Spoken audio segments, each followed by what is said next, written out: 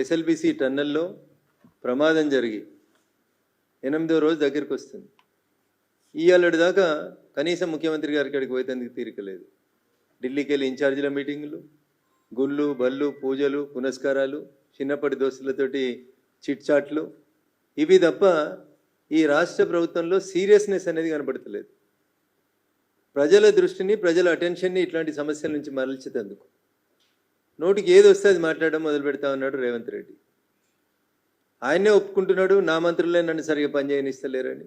Congress party వాళ్ళే on record of record చెప్పుకుంటున్నారు. మా ముఖ్యమంత్రి గారికి మాకు మధ్యలో సంబంధాలు దూరమైనాయని చెప్పుకుంటున్నారు.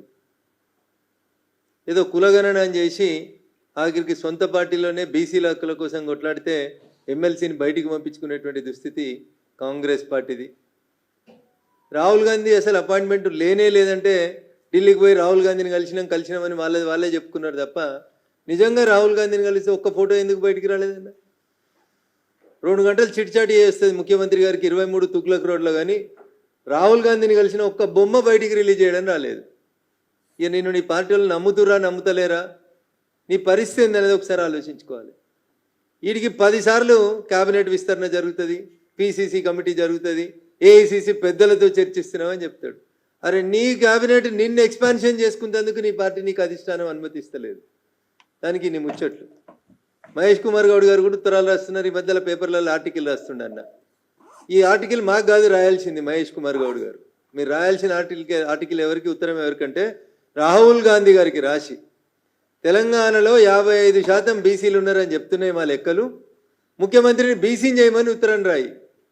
లేకపోతే 10 మంది మంత్రి పదవులు బీసీలకు ఇవ్వాలి, కేబినెట్ ఎక్స్పాన్షన్ చేయమని రాయి మహేష్ అన్న. పేరుకు నీకు పిసిసి అధ్యక్ష పదవి ఇచ్చిండు. ఏడుందన్నా మీ బీసీ మంత్రులకి మంత్రిత్వ శాఖలు? మున్సిపాలిటీకి మంత్రులు లేరు, హోంకు మంత్రులు లేరు, విద్యకి మంత్రులు లేరు, అన్నీ ఓం నమ శివాయ తప్ప ఇంకొకటి లేదు. ఏం నడుస్తుంది రాష్ట్రంలో? ఒక చెరువులో డెక్కలు తీసేందుకు పోతే తండ్రి కొడుకు ఇద్దరు చచ్చిపోతారు. అది చూసేందుకు డాక్టరో, ఒక టెస్ట్ చేసేందుకు ఒక ఎంటమాలజిస్టో ఉండాలి. రంగారెడ్డి జిల్లాకి చెందిన ఒకరిని తీసుకొని వచ్చి జిహెచ్ఎంసీలో 5 ఏళ్లకోలే అదే ఉద్యోగంలో పెట్టిరు. డిప్యుటేషన్ మీద వచ్చినామే 5 ఏళ్లకోలే 2 డివిజన్లకోలే పనిచేస్తుంది. ఇగో ఇది ముఖ్యమంత్రి గారికి మున్సిపాలిటీ మీద ఉన్నటువంటి శ్రద్ధ.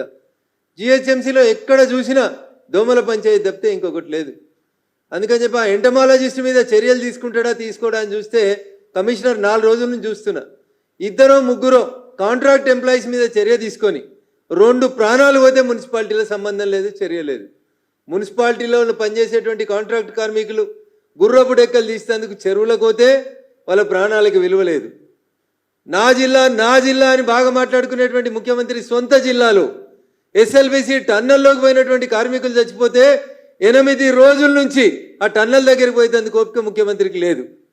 ఢిల్లీకి వెళ్ళి ఏఐసిసి ఇన్ఛార్జ్ వస్తాడు, లేకపోతే ఇలా వనపర్తికి స్కూల్కి పోతాడు, గుడికి పోతాడు, అన్నీ చేసుకొని ఆఖరికి సాయంత్రం ఏదో వాళ్ళందరిలో డెడ్ బాడీస్ ఏమో బయటకు వస్తే అని ఒక వార్తలు వస్తుంటే వాటిని చూసి ఒకటేసారి అన్ని కంప్లీట్ చేసుకొని వచ్చేందుకు ముఖ్యమంత్రి గారు పోతా ఉన్నారు. ఇది ముఖ్యమంత్రి గారి వ్యవహార శైలి. అసలు ముఖ్యమంత్రి గారికి ఏమైనా అడ్మినిస్ట్రేషన్ మీద పట్టుందా, ప్రభుత్వం మీద పట్టుందా? నీ వెనకాల ఏం జరుగుతుందో నీకు ఏమైనా తెలుసా? నీ పక్కన ఉన్న కుర్చీలు గుంజేందుకు ఎట్లా ప్రయత్నాలు చేస్తున్నారు అనేది నువ్వు పోయి ఢిల్లీలో బాధపడుతున్నావు తప్ప నీ ప్రభుత్వాన్ని నువ్వు కంట్రోల్ చేసుకునేటువంటి శక్తి నీకు లేదనేది చాలా స్పష్టంగా ఇక ఈ మధ్యలో అర్థమవుతా ఉంది. మహేష్ కుమార్ గౌడ్ గారు మీరు కూడా బీజేపీ మీద మాట్లాడుతున్నారు, మా మీద మాట్లాడు మానేసి. మీరు చేయాల్సిన పని ఏంటంటే, కాంగ్రెస్ ప్రభుత్వంలో ఇంకా 6 మంత్రి పదవులు ఖాళీగా ఉన్నాయి. ఒక్క బీసీకి మంత్రి పదవికి అర్హత లేదా? కాంగ్రెస్లో 6 మంత్రి పదవుల్ని ఫిలప్ చేసుకోవడానికి 14 నెలలుగా దాదాపు 30 సార్లు ఢిల్లీకి వేస్తే కూడా అనుమతి వస్తలేదు. మీరు వచ్చి బీజేపీ గురించి, భారతీయ జనతా పార్టీ గురించి, నరేంద్ర మోడీ గారి గురించి మాట్లాడతారు. సిగ్గుండాలే. మామునూరులో పోయి మేం తెచ్చినాం ఎయిర్పోర్ట్ అని చెప్తారు కాంగ్రెస్ వాళ్ళు. మామునూరు అనే ఎయిర్పోర్ట్ గురించి కాంగ్రెస్కి సంబంధం లేదు. మామునూరుకి ఎయిర్పోర్ట్ కావాలని కాంగ్రెస్ అయినాడు ఉత్తరం కూడా ఇవ్వలేదు.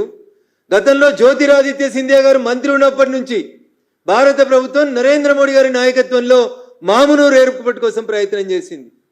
ఇన్ని మేము చేస్తూ ఉంటే ఏదో మీరు చేయలేదు, కిషన్ రెడ్డి గారు చేయలేదు.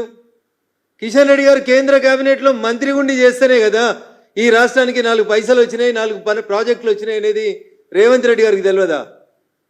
విషయం అంతా కూడా ఆయన చేస్తున్న మున్సిపల్ మంత్రి లేక చెరువులో చచ్చిపోయిన వాళ్ళ గురించి మాట్లాడాడు, మంత్రి ఉండి టన్నల్లో చచ్చిపోతే శవాలను పైకి తీయడం చేతగాక దాని గురించి మాట్లాడాడు.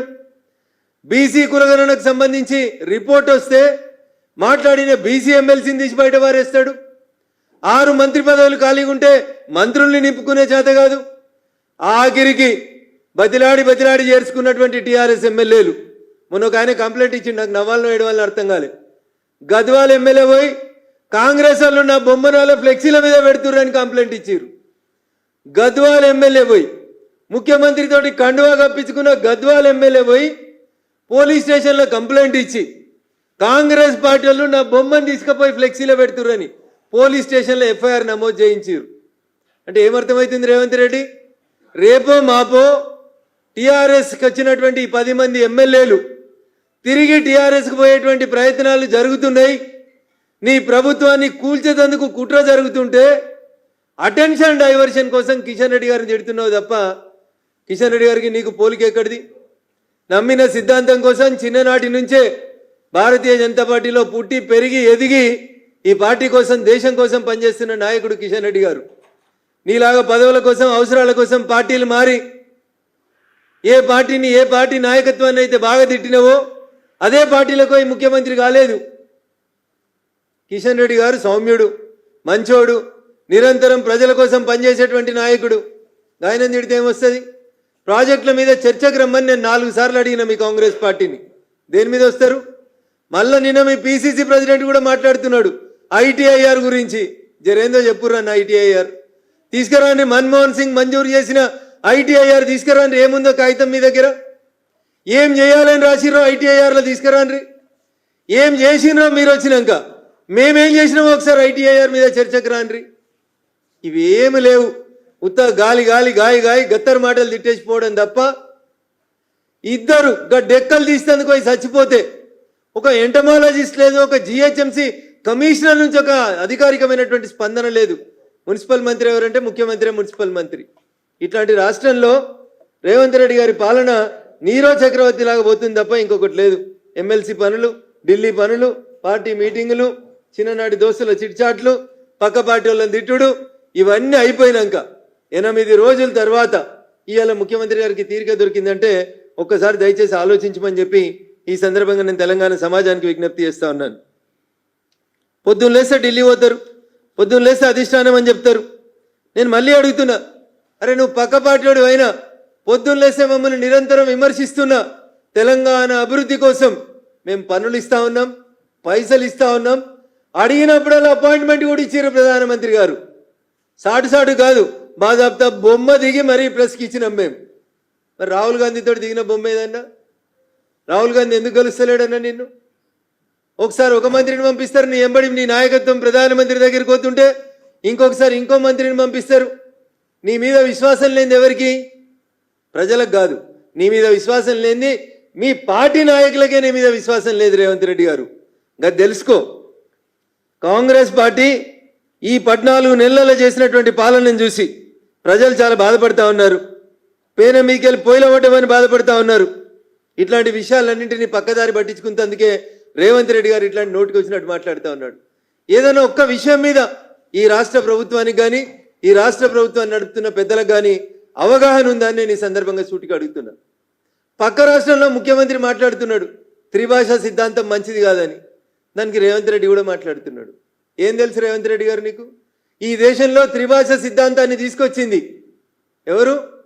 అయ్యా రేవంత్ రెడ్డి గారు, మీ కాంగ్రెస్ పార్టీ తీసుకొచ్చి పెట్టింది త్రిభాషా సిద్ధాంతాన్ని. దేశంలో త్రిభాషా సూత్రాన్ని హిందీ ప్రచార సభలు పెట్టి మరి ఈ దేశంలో త్రిభాషా సిద్ధాంతానికి పునాది రాలేసింది కాంగ్రెస్ పార్టీ. ఇవాళ పక్క రాష్ట్రంలో ఒక ప్రాంతీయ పార్టీ ముఖ్యమంత్రి మాట్లాడితే ఆయనకి ఎట్లాగా అధికారం పోతుంది, 10 ఏళ్ళు అయింది, ఇక కొడుకును ముఖ్యమంత్రి ఎట్లా చేసుకోవాలనేటువంటి ఒక పిచ్చి భ్రమలో పక్క రాష్ట్ర ముఖ్యమంత్రి భాష గురించి మాట్లాడితే ఏ హిందీ ప్రచార సభల్ని నడిపి ఈ దేశంలో త్రిభాష సిద్ధాంతం రావాలని చెప్పి ఈ దేశంలో కాంగ్రెస్ పార్టీ మాట్లాడిందో ఆ కాంగ్రెస్ పార్టీ సిద్ధాంతానికి పునాదులకు వ్యతిరేకంగా రేవంత్ రెడ్డి గారు మాట్లాడుతుండ్రు.